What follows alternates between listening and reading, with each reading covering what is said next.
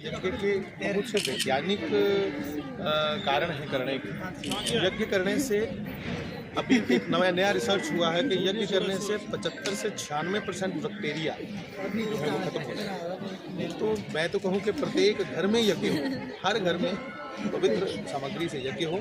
और यहाँ का शास्त्री जी महाराज जी की पवित्र समाधि सुहांजना का यज्ञ कुछ अद्भुत है, क्योंकि यहाँ पर महाराज जी ने हर एक को अपने हृदय से लगाया है।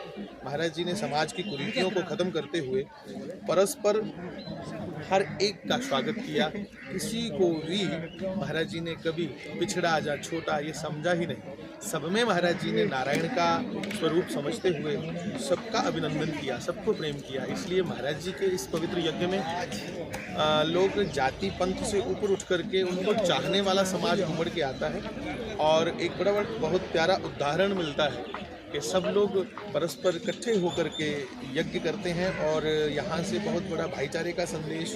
और एक बड़ी प्यारी जो बात है, महाराज जी ने समाधि से पूर्व अपने पवित्र हाथों से लिखा था कि हमें चाहने वाले हमें ईंट पत्थरों की बनी हुई इमारतों में ना देखते हुए किसी दरिद्र नारायण, पेड़ पौधे, वृक्ष लताओं के रूप में देखें। इसलिए यज्ञ में आज भी सबसे ये प्रार्थना की जाती है कि महाराज जी की याद में सब लोग ज़्यादा से ज़्यादा वृक्षारोपण करें, क्योंकि ये तो हर पंथ इसका समर्थन करेगा कि वृक्ष चाहिए ही। ग्लोबल वार्मिंग को देखते हुए भी आज पूरा विज्ञान कह रहा है वृक्षों की ओर बढ़ो।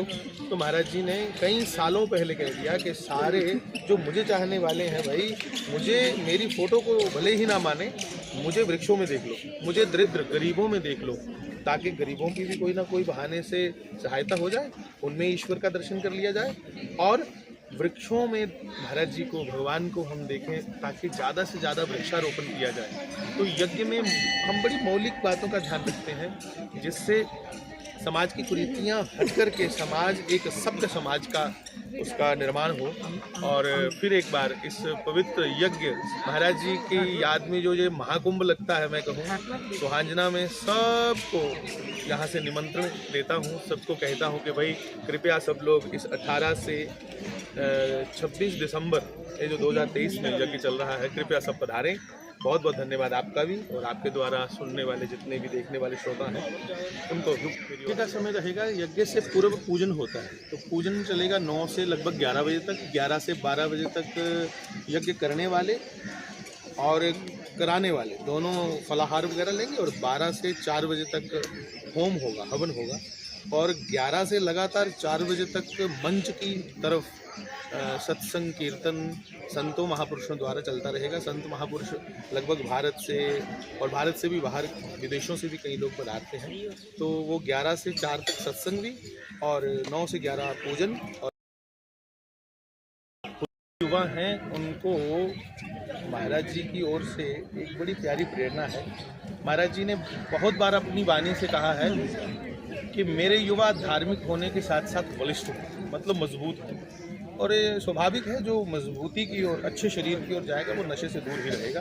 तो क्योंकि महाराज जी स्वयं भी एक अच्छे पहलवान भी रहे हैं, और उनकी याद में हर 26 को पूर्णाहुति के दिन विशेष दंगल का आयोजन होता है। और नौजवानों से यही प्रार्थना भी है, और मैं ये भी कहूँगा कि व्यस्त रहें, बस कहीं ना कहीं अपने आप को एंगेज रखें। ज़्यादा फ्री रहेंगे, ये दिमाग जब भी फ्री रहेगा तो ये नशों की ओर जाएगा, जहाँ उल्टी कुरीतियाँ जो हैं उधर ही चलेगा। तो हमारी डोगरी में कहते हैं बेला दिमाग शैतानी दा कर।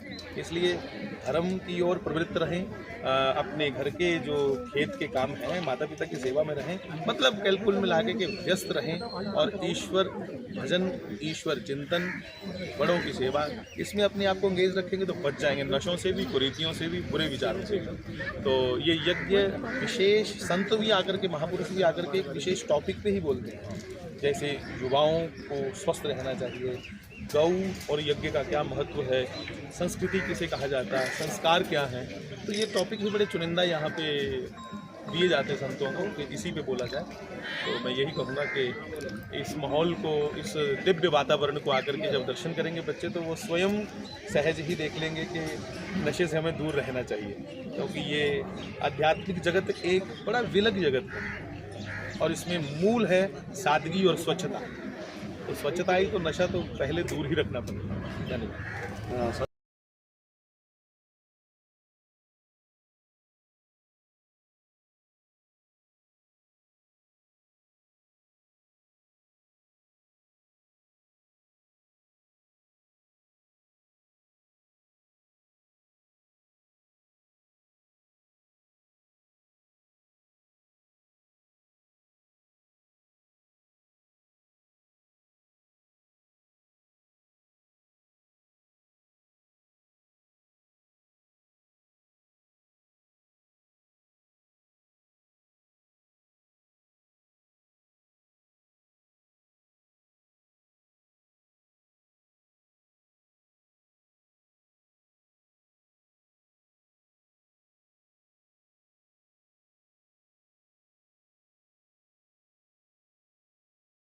कहाँ पे दर्द है या बीच में